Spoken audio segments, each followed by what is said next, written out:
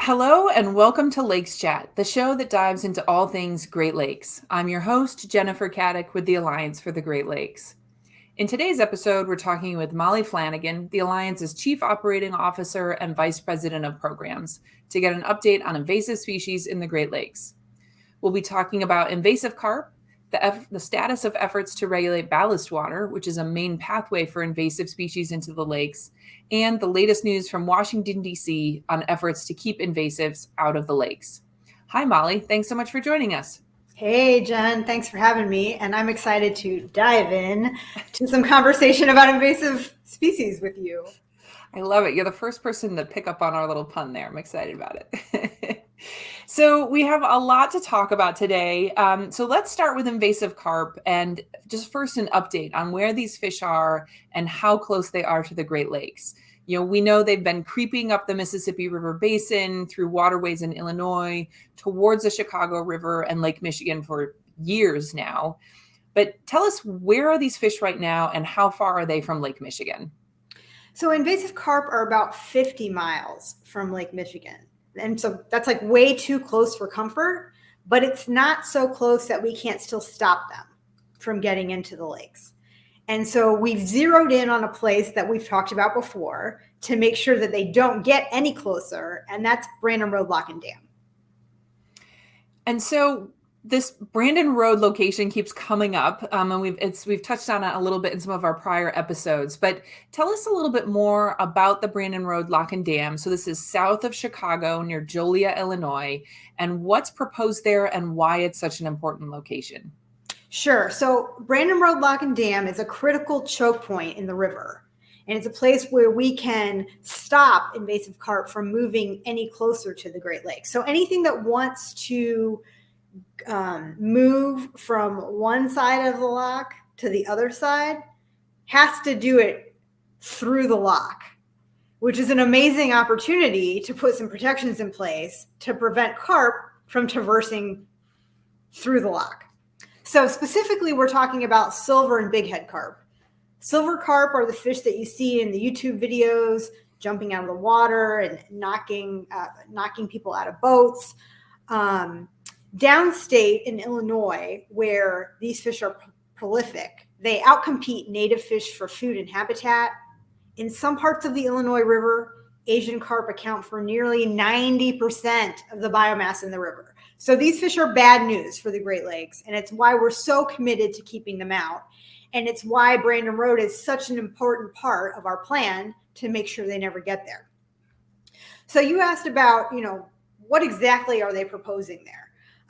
You can think about Brandon Road as a fish gauntlet.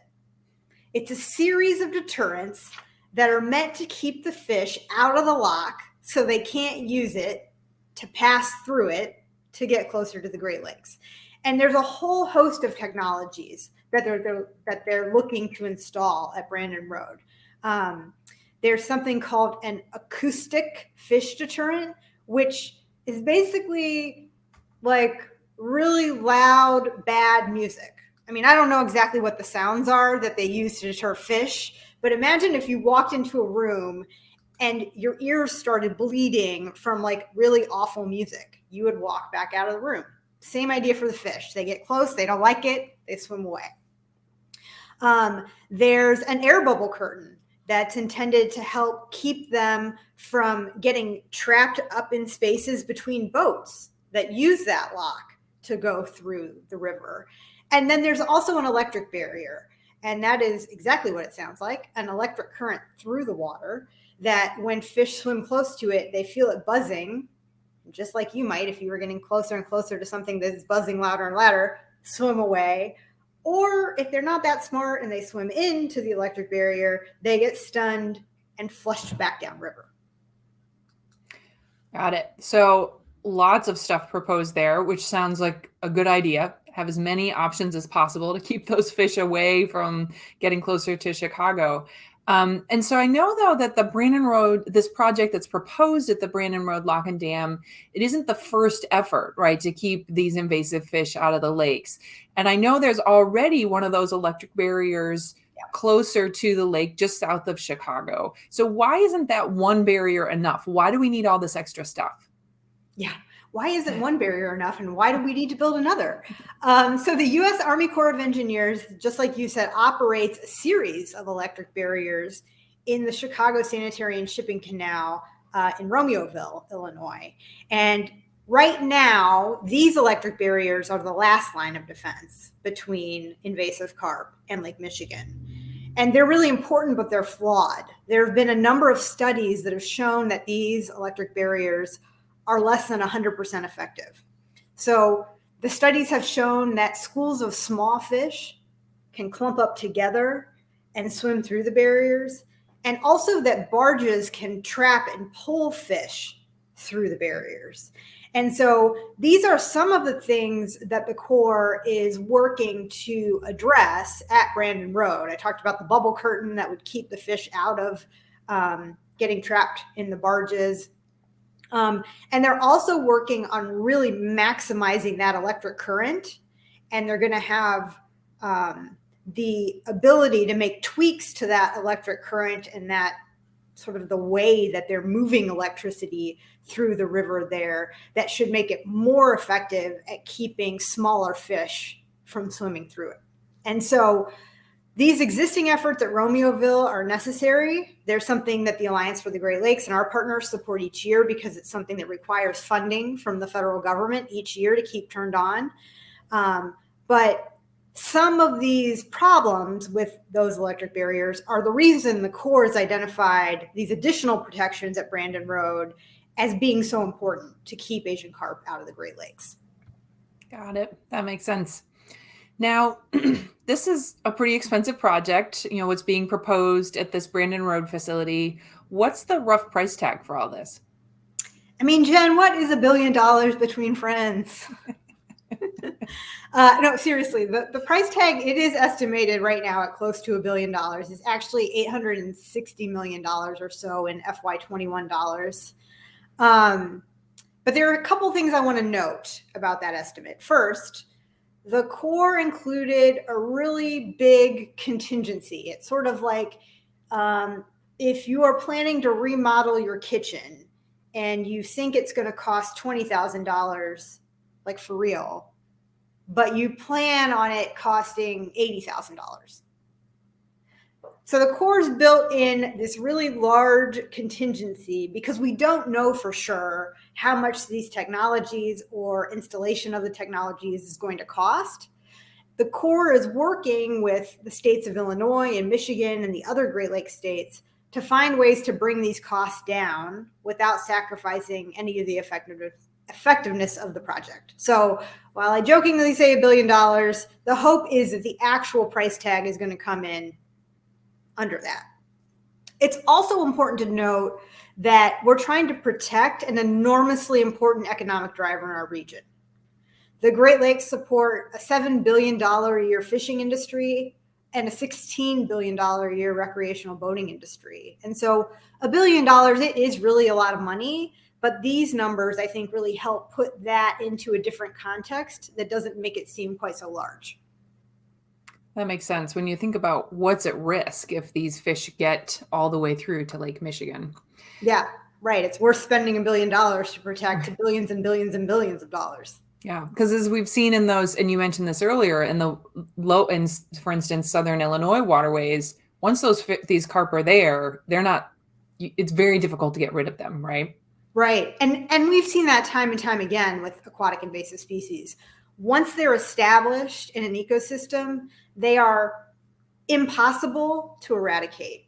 It just is nearly impossible to get rid of something once it's established in an ecosystem. Yeah. And so now paying for all this gets a little bit complicated, right? Because we've talked about, the lock, in that facility is operated by the U.S. Army Corps of Engineers. And so the Corps has the lead on the project, and some funding has been allocated for the first phases by the federal government. But there are some rules in place that require the states to pitch in some money as well, I think. So what's all that about? And are the states going to be able to find the dollars to make sure this project gets built? Like, are we going to get the money together to get this done? Yeah, so I'm going to start with the good news, which you alluded to. And that is the Corps and the states are working together to finalize the engineering and design for this project. This is where we're hoping to, make it both as effective as possible and also bring down the cost so that it's as cost effective as possible. Illinois is the official local sponsor with the Army Corps of Engineers. The project is in the state of Illinois, so it's the local sponsor. That means it's signed on the dotted line with the Corps to put funding into this current design and engineering phase of work. And the good news is we have all the money that we need to finish design and engineering. Between the states of Michigan and Illinois, the local sponsor money is in place. And then the bipartisan infrastructure law commits $226 million to Brandon Road. And that's a game changer because it provides all of the federal funds for engineering and design. And it also includes federal funds for the first year of construction, which would allow us to move seamlessly from engineering and design to construction if some of the other things that you're asking about are in place. So you mentioned states and like, how are we going to pay for this? For most Army Corps projects, there's funding that's provided by the federal government, and then there's funding that has to be provided by non-federal dollars. It doesn't necessarily have to come from the local sponsor. Just like I mentioned, Michigan and Illinois together are putting in money for design and engineering. So it is possible that all of the Great Lakes states could come together and pool money to pay for construction. But you'll recall that we're talking about $1 billion project. And for this project, the requirement is 20% for non-federal funding of the construction cost. And that's more than $170 million. That's a lot of money, and it's a lot of money for any state to pony up. It's a lot of money to even for all 8 Great Lakes states to pony up for the project. And so the Alliance and our partners and the states are arguing that this project should be constructed at 100% federal expense. There's a precedent for this. We talked about the electric barriers at Romeoville a couple minutes ago. Those actually were constructed at 100% federal expense, and they're operated and maintained at 100% federal expense as well. So we've got a good argument that we've got deterrence in the water for invasive species that the feds have paid for. Also, we're talking about a project that would protect 8 states and 2 Canadian provinces. So we're actually talking about international protections with this project. And then finally, the technologies that are going to be developed and deployed at Brandon Road can be used in other parts of the country to stop the movement of other invasive species. So we think we have a really good argument for why the federal government should pay for this project. Got it. And there's advocacy efforts underway right now, I think, right, to get this put into some law to say, yeah, the federal government's going to pay for all of this, right? That's happening right now in Washington. That's like literally happening right now. As we speak, Don Jodry, our federal government relations director, is working to make sure this gets included in legislation that could be introduced, as early, I don't know when they plan to introduce it, but definitely this year. And the opportunity is to make changes in this year's Water Resources Development Act. This is legislation that it authorizes Army Corps projects across the country. Brandon Road construction was actually authorized in the last version of WRDA, in WRDA 2020. This year, we want Congress to adjust the cost share to 100% federal funding for construction. And like you said, those negotiations are actually happening right now. And so, we've been talking about this project for years, right? As long as I've been at the Alliance, I know, and before that, so for decades, really. And I know over the past number of years, thousands of people from around the Great Lakes regions have, attended public meetings and sent letters to elected officials and made calls. Has that made a difference here? Has that helped all of that advocacy and all of that attention from people around the region? Yes, absolutely. The only reason that this project exists is because of the public demand. Because the public has said, we have to do something. We have to keep invasive carp out of the Great Lakes. Public support and demand for action has been critical every single step of the way in this project. It really is that public outcry that has brought the states together, that's brought our congressional delegation together, and made this project, I want to say a reality, but it isn't built yet. So it's not, so we're still going to need our public support. But the most recent example of this is the bipartisan infrastructure law. And next up, we were just talking about needing 100% federal funding for construction. So we're going to need public support. That's a big ask. It isn't very, even though I cited an example where the feds did in fact pay for 100% of a project, they don't do that very often. And I think we have a really good opportunity because we, and by we, I don't mean just the Alliance and our partners, but we, the Great Lakes region, have done such a great job of shining a light on the damage that this could cause to an international treasure, the Great Lakes, that I think we have a really good argument to make. But we're going to need public support to get 100% federal funding for construction. And so for anyone who's listening right now, call your senator, call your member of Congress, ask them to support 100% federal funding for construction of the Brandon Road project. And and if you need a reminder, what we're looking for is 100% federal funding for construction of the Brandon Road project to keep invasive carp out of the Great Lakes in the next version of the Water Resources Development Act. And you can find those kinds of requests on our website. That's an excellent pitch, Molly. I was just going to head there. If people go to greatlakes.org/takeaction, there's an action that is included in the whole package of actions that people can send about our overall federal agenda. And that's part of our ask this year. So we make it super easy for people to send a letter or make a call. What's the timeline for all of this? So it sounds like this is a really big project to build. So when will it actually be, when's the projection of when it might actually be built and stopping these carp? One of the cool things, if we can talk about Corps projects is cool, and I think the Corps would say that we absolutely can, is that the Corps is designing this project so that the technologies can be installed incrementally. And what that means is that they don't have to wait for the entire project to be finished to turn it on and get some additional protections. They're designing it so that they can install certain pieces of it and activate them while they're continuing to work on other pieces of it. We could see some additional protection in place by 2025 or 2026, but the full project isn't likely to be complete until closer to 2030. Got it. So we still have a ways to go. That's for sure. We do. We still have a ways to go. We're still going to need a lot of public support along the way.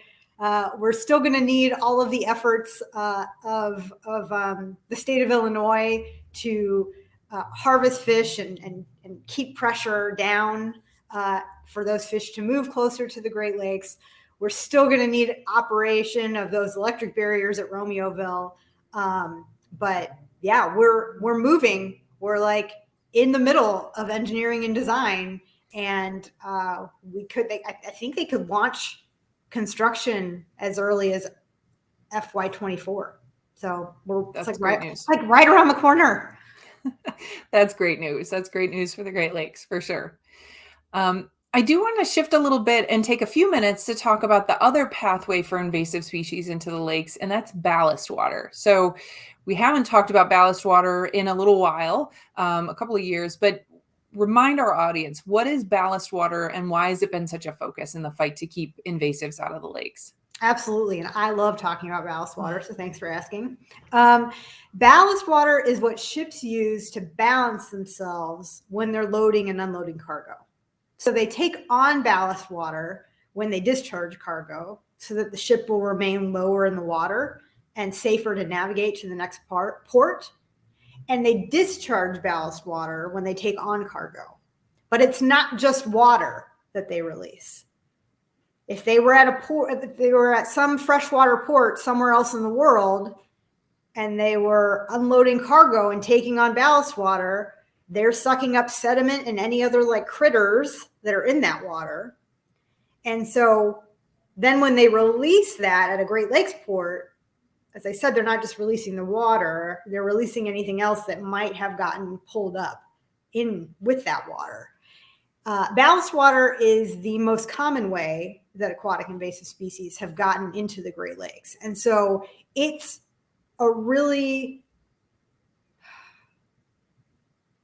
like something that almost no one thinks about on a daily basis. And yet it's a really critical way to protect the Great Lakes from aquatic invasive species, is making sure that ballast water is effectively regulated. And now there's been a very long effort to regulate ship ballast tanks. And we don't have time today to get into the whole history. We'll have to make another whole episode about that. And the particular focus has always been on ocean-going ships. They were sort of the biggest offender, so to speak. And so we had a few big wins a couple years ago, and now the U.S. Coast Guard and the U.S. Environmental Protection Agency are required to work together to develop and implement regulations. So starting with the shipping season, which is going to open in a couple weeks for ocean-going ships coming into the lakes, what's required right now for those ships coming into the lakes around cleaning up their ship ballast tanks? So right now, ocean-going vessels, all of them, have to conduct ballast water exchange or ballast water flushing before they can enter the Great Lakes. So this is where they flush salt water through their ballast water tanks in an effort to kill and remove as many critters as possible that might have gotten caught inside of them. And so that's required. Any new ocean-going vessel has to have ballast water treatment on board.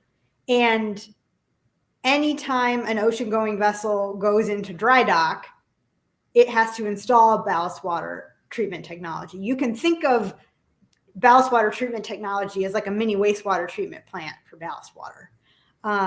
And so that's required right now. And so we are in the process of getting ballast water treatment on board for all ocean-going vessels entering the Great Lakes.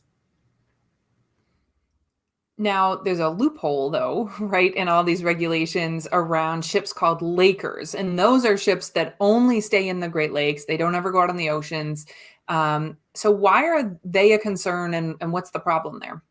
Yeah, so lakers stay in the lakes, but they move around the lakes. And so they can take an aquatic invasive species that's been introduced at a port in Lake Erie and move it to a port in Lake Superior. And they can move those things really fast. Like, you know, some little critter in the water in Lake Erie isn't going to make it to Lake Superior in the same number of days that a laker could move it.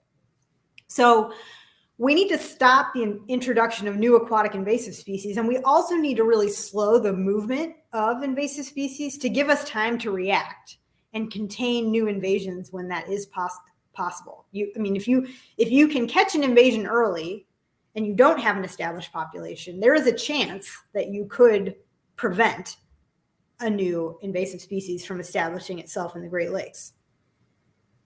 If ships have already moved that population to lots of places in the Great Lakes, that's a lot harder, probably impossible to isolate and eradicate.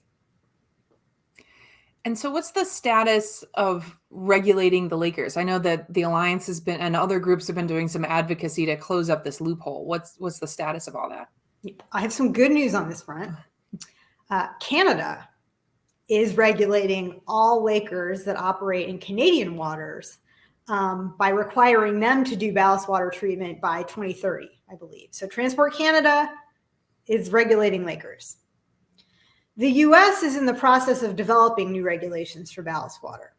The Trump administration's Environmental Protection Agency issued draft rules in 2020 that exempted lakers. But luckily, those rules were never finalized. So the Biden administration's Environmental Protection Agency is reviewing those rules, and we and our partners are asking them to put lakers on a path to regulation so that any vessel operating in the Great Lakes has to treat its ballast water.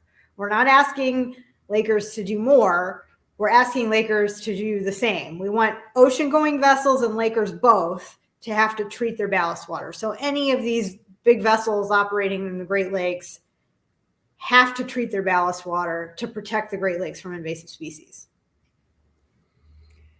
So, big picture on all of this with invasive species, whether it's ballast water or invasive carp, what's next? What are you keeping an eye on in the coming year?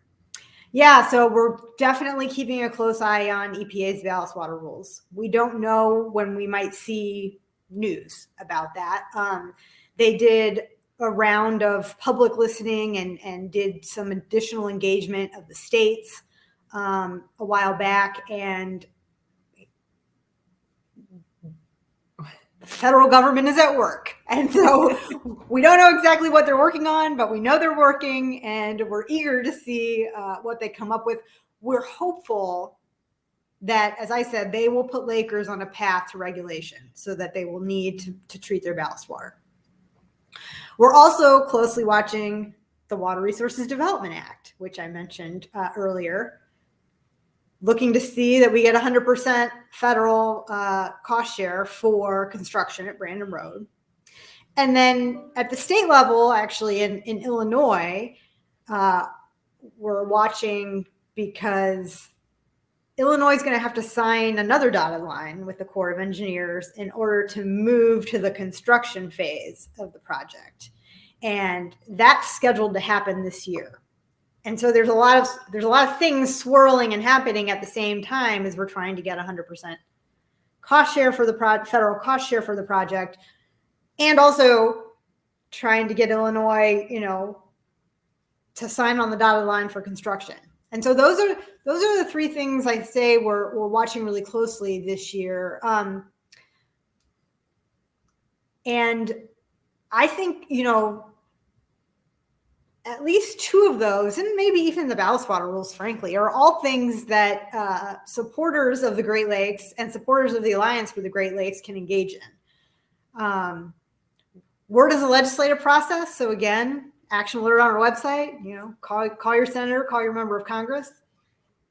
Illinois, if you live in Illinois, you can reach out to the governor's office or reach out to the Illinois Department of Natural Resources and make sure they understand that keeping invasive carp out of the Great Lakes is a priority for you, and that you understand it's a priority for them. And so, we need them to stay on schedule and make sure that construction begins on time. And then with EPA's ballast water rules, even though that's a process that's gone sort of inside at EPA, if that's something you care about, you can send a letter to EPA explaining to them that, to protect the Great Lakes, we need to regulate Lakers. And so for all these things, there's an opportunity for anyone who cares to have their voice heard. Yeah, and I think that's a great reminder for folks that they can visit our website, greatlakes.org, and sign up for our email list for updates from you and others on our policy team when these issues do come forward, whether it's in Congress or if US EPA does release some regulations for people to comment on, and we'll keep everybody up to date on all of that. So thank you so much, Molly, for joining us today. We have covered a lot of ground on invasive species in the Great Lakes, but this has been really informative. So thanks for joining us today and sharing all this knowledge with us. It's my pleasure. Thank you, Jen. Thanks.